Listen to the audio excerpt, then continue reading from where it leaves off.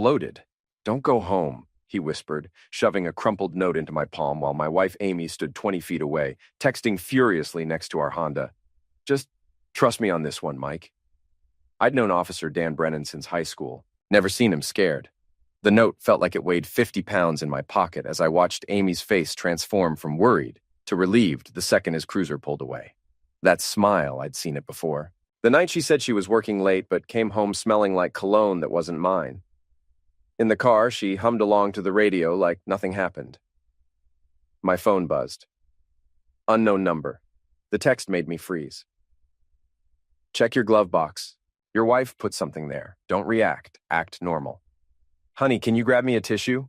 Amy asked, eyes on the road. I opened the glove box. 3 photos fell out. Me at the ATM, me at my office, me buying groceries. Each one had a red X drawn over my face. My hands didn't shake. 15 years of marriage taught me to hide reactions better than that. Find one? She asked, glancing over. Yeah. I handed her a tissue, slipping the photos into my jacket. Hey, I need to stop by Tom's place. He's having router issues. Now? It's almost 9. Emergency call. You know how it is with IT work. She shrugged, that practiced indifference I'd grown to hate. As she dropped me at Tom's, my old college buddy who lived in a duplex near the woods, I kissed her cheek. She tasted like lies. Tom wasn't home. Perfect. I kept his spare key since helping him move in. Inside, I finally read Brennan's note. The people in your house are not your friends. They're watching you. Check your security system. Call 207-555-0147 after midnight. My laptop was in my bag, habit of a freelance security tech. I remote accessed our home network, fingers flying across keys. Our security cam system showed offline since Tuesday, but there was a new device on the network.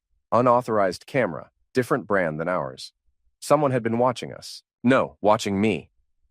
I called the number at 12:01. It rang once. Mike? A woman's voice, familiar but distorted. Who is this? Someone who knows what your wife's planning. Check Brad Garrett's fish tank tomorrow. You'll understand everything. Click. Brad Garrett? Amy's life coach who'd been helping her find herself for 6 months. The guy who drove a Mustang he couldn't afford and wore jewelry that screamed midlife crisis. I'd met him twice. Both times he'd stared at Amy like she was dessert. My phone lit up with Amy's Instagram. New post. Grateful for the amazing people in my life. #blessed #new beginnings. The photo showed her with 3 work friends at what looked like our living room, posted 5 minutes ago. The coffee table had wine glasses. 4 of them. But she'd texted me she was going to bed early. I zoomed in. There, in the reflection of our TV screen, a man's shoulder. Blue shirt. Brad always wore blue. The next morning, I parked 3 blocks from Brad's apartment complex, the kind of place where everyone's either dealing pills or cheating on someone. His Mustang sat in its usual spot, custom plates reading Life Coach 1. I'd done security work here before, knew the building's cameras had been broken for months. His apartment was 2nd floor, end unit. The super owed me a favor from when I'd recovered his stolen laptop. Got me inside the building, no questions. Brad's door had a smart lock. Took me 4 minutes to bypass it using a vulnerability I'd reported to the manufacturer months ago. They never patched it. The place reeked of incense and desperation. Motivational posters covered every wall. Your best life starts now, and winners don't make excuses. The fish tank dominated the living room. 100 gallons tropical fish swimming in LED-lit water. Behind it, barely visible through the bubbling water and plastic coral, was a small wireless camera. My hands worked automatically, pulling the device free. It was connected to a hidden hard drive tucked behind the tank stand. I plugged in my portable monitor. Dozens of folders, each labeled with names. Half the town was here. Amy's folder had over 50 videos. The latest was from yesterday. Our bedroom. Amy and Brad, laughing about my pathetic attempt to surprise her with anniversary flowers last month. He actually thought I'd care, she said, voice dripping contempt. 15 years, and he still doesn't know me at all. After next week. You won't have to pretend anymore, Brad replied, running his hands through her hair. Cheryl's brother works at the courthouse. Restraining orders basically guaranteed. We just need him to do something stupid. The photos should help. Makes him look like a stalker. You're brilliant, babe. I copied everything to 3 separate drives. The other folders contained enough blackmail material to destroy half the town's marriages. Brad wasn't just a life coach. He was running a side business in human misery. My phone buzzed. Amy. Where are you? Tom said you left early. I texted back. Client emergency. Be home for dinner. The police station was my next stop. Brennan was on desk duty, eyes widening when he saw me. You get my note? Why'd you warn me? He glanced around, then led me outside. Your wife's friend Cheryl? Her husband's my cousin. Heard them planning something at a barbecue last week. Something about teaching you a lesson, making sure you couldn't fight the divorce. He paused. Mike, they've been planning this for months. I know. I showed him one screenshot from Brad's files. Nothing explicit, just enough. There's more. Lots more. His face went pale. Jesus, is that Judge Morrison's wife? Among others. You can't. Mike, if this gets out, I'm not interested in collateral damage, just want what's mine. He nodded slowly. Be careful. Cheryl's got connections everywhere. Her brother's a lawyer, cousin runs the bank, sister works at the hospital. This town's smaller than you think. That evening, I walked into my house like everything was normal. Amy was cooking. My favorite meal, weirdly enough. Guilt, maybe, or part of the setup. Smells great, I said, kissing her cheek. She stiffened slightly. Just wanted to do something nice. Her smile was painted on. You've been working so hard lately. Dinner was a performance. She asked about my day. I made up client stories. She laughed at my jokes. First time in months. The wine appeared after the main course. I don't usually drink on weeknights, I said. Come on, live a little. She poured generous glasses. To us, I pretended to sip, then accidentally knocked mine over reaching for the salt. Oops, sorry, I'll clean it up. While mopping the spill, I spotted it, tiny white residue in my glass. Not enough to see unless you were looking. I palmed the glass, switched it with a clean one when she wasn't looking. Let me pour you another, she offered quickly. Actually, I'm getting a headache. Think I'll turn in early. Her jaw tightened. But it's only 8. Big day tomorrow. New client meeting. In our bedroom, I set up my laptop, pretending to work while monitoring our home network. At 9:47, the unauthorized camera activated. Audio came through my earbuds. He didn't drink it. Amy's voice, from the living room. Doesn't matter, Brad replied. Plan B. Cheryl's ready with the witness statement. Says she saw him following you Tuesday. But he wasn't. Doesn't matter what's true. Matters what we can prove. I started recording everything. The next morning, Amy left for her real estate office early, unusual for her. I called in sick to my biggest client, then drove to the Pine Tree Motel on Route 1, the kind of place that rented rooms by the hour and didn't ask questions. The desk clerk, Marge, 60-something with hair dyed purple and more gossip than CNN, grinned when she saw me. Mike, haven't seen you since you fixed our Wi-Fi. How's Amy? She's good. Hey, Marge, weird question. She been here recently? Think she might be showing properties nearby? Marge's expression shifted.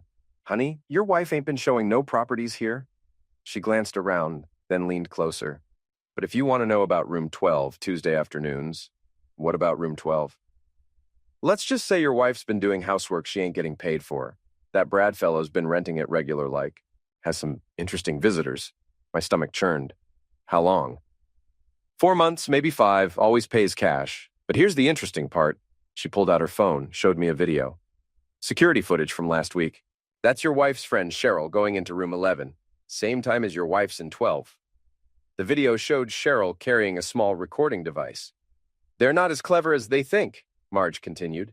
That Cheryl's been recording everything. Not for fun, neither. Heard her on the phone once talking about insurance or something. Insurance. For the divorce, honey? Evidence Brad's not faithful. So your wife gets everything in her divorce from you, then takes Brad for everything in hers from him. She patted my hand. These walls are thin. You hear things. I bought Marge lunch and got copies of everything she had. The puzzle was coming together. Amy wasn't just cheating. She was running a long con with Cheryl. Get me out of the picture, take my business and savings, then turn on Brad and take his blackmail profits. That afternoon, I parked outside the gym where Brad worked. His Mustang sat in the handicapped spot. Of course it did. I had 3 hours before Amy expected me home. The gym was mostly empty, mid-afternoon lull. Brad was in the yoga studio teaching a life transformation through movement class to 4 bored housewives. I waited until he was demonstrating a complex pose, then walked in. Hey, Brad, can we talk? He nearly fell over. Mike, this is a closed class. It's important, about Amy. The housewives perked up, sensing drama. Brad's face cycled through panic, anger, and fake concern before settling on condescension. Whatever's happening in your marriage, this isn't the place. You're right. I turned to the class. Ladies, did you know Brad here has been recording his private sessions? There's a camera in his fish tank. Check for yourselves if you don't believe me. Two of them grabbed their phones immediately. Brad went white. Can't what? Tell the truth? I pulled out my phone, showed the photo of his hidden camera. How many of your clients have you filmed, Brad? For the life coaching or for the blackmail? You're insane. But his voice cracked. One of the women, a lawyer's wife I recognized, stood up. Is this true? He's lying. He's just jealous because what? Because you're sleeping with my wife? I kept my voice calm, friendly even. Everyone knows that, Brad. Tuesday afternoons at the Pine Tree, room 12, sometimes Thursdays too. Marge, at the front desk, has opinions about your stamina, by the way. Someone laughed. Brad's face went purple. Get out before I call the cops. Go ahead. I'm sure they'd love to know about your little film collection, especially the folder labeled Morrison. I didn't mention that Morrison was a judge. Everyone knew that. Brad lunged at me, sloppy and telegraphed. I sidestepped, and he crashed into the mirror wall. The housewives scattered, phones out, recording everything. You're pathetic, I told him, loud enough for the cameras. A bargain basement con man who preys on unhappy people. At least own it. I left him there, cursing and threatening to sue while his class live-streamed his meltdown. That evening, Amy came home in tears. Full performance mode, Oscar-worthy. Something terrible happened. Someone attacked Brad at the gym. Attacked? I looked up from my laptop. Concerned boyfriend face engaged. Is he okay? Someone accused him of terrible things. Recording people without consent. The police are investigating. Wow. And you were just saying how helpful he's been with your personal growth. Her eye twitched. This has nothing to do with me. Of course not. I went back to my screen. Oh, by the way, Cheryl called earlier. Said something about meeting tomorrow? Sounded urgent. Amy went still. Cheryl called here? Yeah, around 2. Said you weren't answering your cell. That was a lie. But Amy didn't know that. She grabbed her phone, stepped outside to call Cheryl. I activated the recording app on my phone, catching her end of the conversation through the window. No, I don't know how he knows. Yes, I'm sure he drank it. What do you mean the camera's not working? Just stick to the plan. Tomorrow? Yeah, I'll handle it. She came back in, fake smile plastered on. Just girl stuff. You know how Cheryl is? Yeah, I know exactly how Cheryl is. That night, I pretended to sleep while Amy texted frantically beside me. Through barely open eyes, I could see her screen. Group chat with Cheryl and 2 others, Diane from her office, Rachel from her book club. They were panicking about Brad, about the plan falling apart. He knows something, Amy typed. Impossible, Cheryl responded, unless someone talked. Dan warned him, Diane wrote. Saw them talking at the station.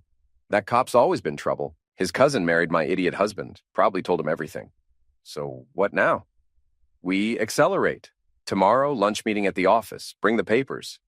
I memorized every word. The next morning, I left early, telling Amy I had a client emergency in Portland, 2 hours away. Instead, I drove to her office building and set up in the coffee shop across the street. Her real estate firm was on the 3rd floor, glass windows facing the street. I could see the conference room clearly. At noon, they gathered. Amy, Cheryl, Diane, Rachel, and a man I recognized as Cheryl's brother, the lawyer. Papers spread across the table. Cheryl's brother was explaining something, pointing at specific lines. Amy was nodding, signing documents. I called Brennan. They're at her office now. Whatever they're planning, it's happening. Can't do anything without cause, Mike. What if I had video evidence of conspiracy to file false charges? That'd be different. But you'd need... Check your email. I sent him 3 files from Brad's collection. Nothing explicit, just enough to show the planning sessions. His response was immediate. Jesus Christ, stay put. But I was already moving. The building security was a joke. I'd updated their system 2 years ago, left myself a back door because they'd stiffed me on payment. I entered through the parking garage, took the stairs to the 2nd floor, then accessed the maintenance corridor that ran behind the offices. The conference room shared a vent with the supply closet. I could hear everything. Restraining orders ready, Cheryl's brother was saying. Just need the incident report. What incident? Amy asked. The one that's about to happen. Rachel's husband owns the security company. He'll swear he saw Mike threaten you in the parking lot today. Camera footage mysteriously corrupted, of course. But he's in Portland. No, Cheryl interrupted. He's across the street. Diane saw his car. This is perfect. When he shows up here, we call the police, say he's stalking you. Rachel's already called it in as a concerned friend. The cops will be here in 10 minutes, Rachel added. You just need to look scared. I recorded everything, then texted Brennan. They're framing me for stalking. Cops coming. What do I do? Get out, now. I'll handle this. But it was too late. Sirens were already approaching. I made it to the stairwell just as two officers entered the lobby. Not Brennan. Younger cops I didn't recognize. I took the stairs up instead of down, heading for the roof. The access door was locked, but the same master key that worked on the supply closets worked here. Lazy building management has its perks. The roof gave me a view of the chaos below. 3 patrol cars now, Amy and her crew spilling out of the building, Amy doing her best terrified victim act. I could see Brennan's car pulling up, saw him arguing with the younger cops. My phone buzzed. Unknown number again. Garden shed behind building. Green door. Now. I didn't have many options. The fire escape on the north side was hidden from the street. I made it down in 90 seconds, sprinted to the shed. The door was unlocked. Inside, sitting on a stool like she'd been waiting all day, was Judge Morrison's wife, Patricia, 60 years old, sharp as a surgeon's scalpel, and apparently one of Brad's blackmail victims. Hello, Mike. Mrs. Morrison? Patricia, please. We have about 3 minutes before they expand the search. I know what your wife's doing. I know because Brad tried the same thing with me. She handed me a flash drive. Everything's on here. Brad's real records, not the edited ones he shows clients. Your wife's been planning this for 8 months. Why help me? Because Brad made a mistake. He recorded my husband and me in a private moment, tried to use it as leverage. My husband's not perfect, but he's mine. And nobody threatens what's mine. Her smile was sharp. Plus, your wife made a bigger mistake. She involved Cheryl, and Cheryl's been skimming from the hospital fundraisers I chair. I've been waiting for an excuse to destroy her. Sirens were getting closer. What do I do? You run. Let them think they've won. Tonight, there's a town council meeting about the new shopping development. Half the town will be there, including your wife and her friends. They're presenting for the real estate opportunity. That's when you make your move. How do you... I've been planning this longer than they have, Mike. Brad wasn't the only one with cameras. Now go. Back door. Through the woods. Your friend Tom's waiting in his truck 2 blocks north. She was right. Tom's truck was idling right where she said, Tom behind the wheel, looking confused but ready. Mike, what the heck? Drive. I'll explain everything. As we pulled away, I saw the search expanding. Cops checking every building. Amy was crying on Cheryl's shoulder, pointing at various spots where I'd supposedly been lurking. The performance of her life. Tom drove us to his cabin 40 minutes outside town, the one place nobody knew about except us. No cell service, no neighbors, perfect isolation. I spent the afternoon reviewing Patricia's files. The scope of Amy's betrayal was breathtaking. She'd been moving money for months, small amounts, nothing traceable. Opening accounts in her maiden name, my mother's name. She'd even taken out insurance policies on me.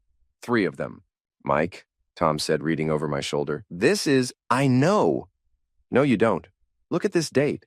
He pointed at one of the insurance policies. That's 2 days before your dad died. She knew you'd inherit his business accounts. My father had left me his small IT consulting firm when he'd passed 6 months ago. Nothing huge, but steady clients and about $200,000 in assets. Amy had been so supportive during the grief. Now I knew why. The town council meeting was at 7. I had 3 hours to prepare. Tom dropped me at the library, the one place in town without cameras because the librarian, Mrs. Chen, believed in privacy like religion. She didn't even look up when I walked in. I used the public computers to upload everything to multiple cloud services, created anonymous email accounts, scheduled automatic sends. If something happened to me, every news outlet in Maine would get the full story at midnight. Then I called Marge at the motel. Remember that favor you owe me? Honey, after what you did for my grandson, I owe you 10 favors. I just need one. During the town council meeting tonight, I need you to play something on the projection screen. The one in the main hall? My nephew runs the AV system? Perfect. At exactly 7:45, I need this video playing. I sent her the file. Amy and Brad's greatest hits, edited for public consumption. Nothing graphic, just them discussing their plans, mocking me, admitting to the frame job. Oh, honey, this is delicious. Consider it done. At 6:45, I walked into the town hall through the back entrance. The place was packed. 200 people easy, all here to argue about the shopping center. Amy was in the front row with her crew, presentation folders ready. Brad sat 3 rows back, trying to look casual despite his black eye from the gym incident. I took a seat in the back corner, baseball cap pulled low. Nobody noticed another body in the crowd. At 7:15, Amy took the stage. Professional blazer, perfect hair, every inch the successful realtor. Good evening, everyone. I'm here representing Coastal Realty Group, and we're excited about the opportunity this development brings. She was good, smooth, confident, hitting all the right notes about community growth and economic opportunity. The crowd was eating it up. Cheryl and the others nodded along, the perfect support system. At 7:30, question time started. I stood up. I have a question. Every head turned. Amy's face went white, then red, then white again. Mike, you can't be here. There's a restraining... No, there isn't. I walked forward, hands visible and empty. Didn't want to spook anyone. The restraining order was denied an hour ago. Judge Morrison reviewed the evidence and found it lacking. Cheryl's brother jumped to his feet. This is harassment. Someone call the police. Already here, Brennan said from the side door.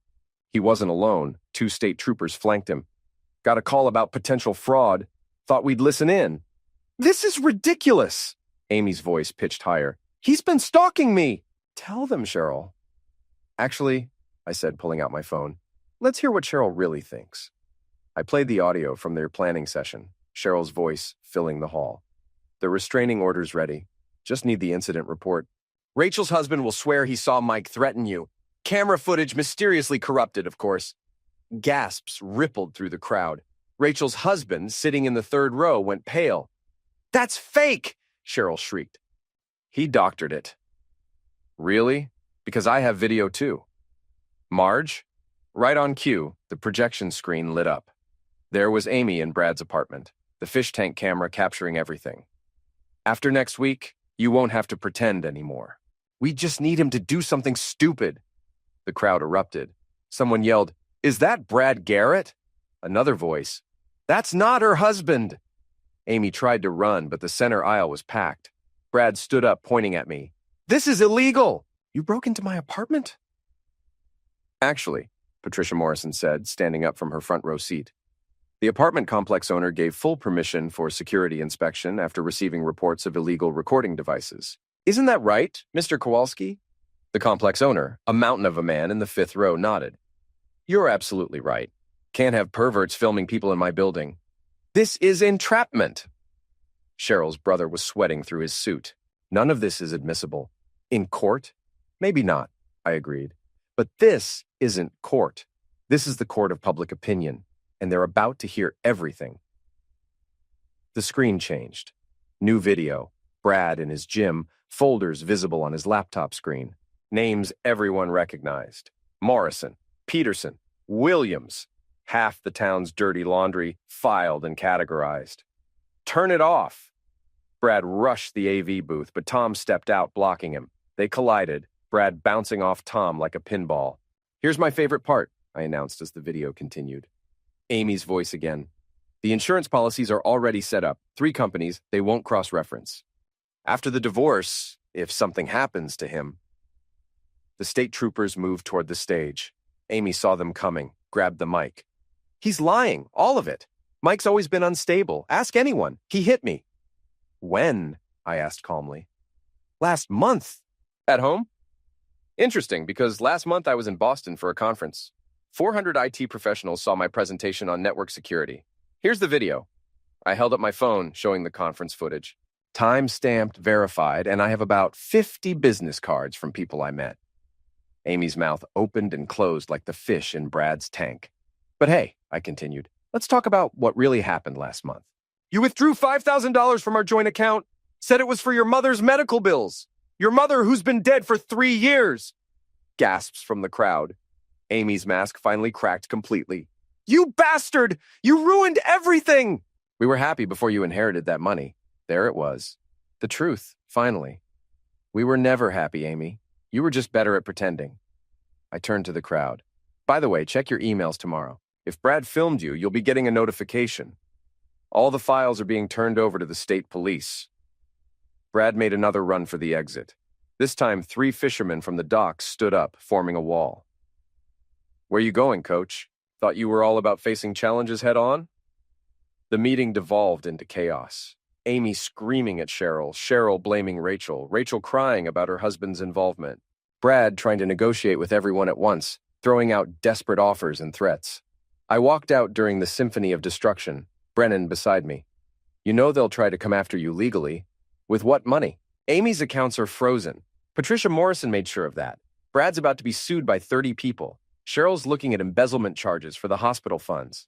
What about you? What's next?" I looked back at the town hall, still echoing with shouts and accusations. "I'm thinking about moving, Portland maybe, fresh start." "And Amy? She's got what she wanted. She's free to deal with the mess she created." 2 weeks later, I was packing the last box when Amy showed up. No makeup, sweatpants, driving a borrowed car. Hers had been repossessed. "I lost everything," she said. "No, you threw everything away. There's a difference. I loved you once." "No, you loved the idea of me. The potential money, the inheritance, the life you thought I owed you. You never loved me." She stood there for a moment, maybe hoping for sympathy or forgiveness. She got neither. "Brad's gone," she said finally. "Left town in the middle of the night. Took what money he had left. Smart man. Cheryl's facing charges. I heard. Everyone hates me. You earned it." She turned to leave, then stopped. "Was any of it real? Our marriage?" I thought about it. "The first year, maybe, before you decided I wasn't enough." She walked away without another word. I never saw her again.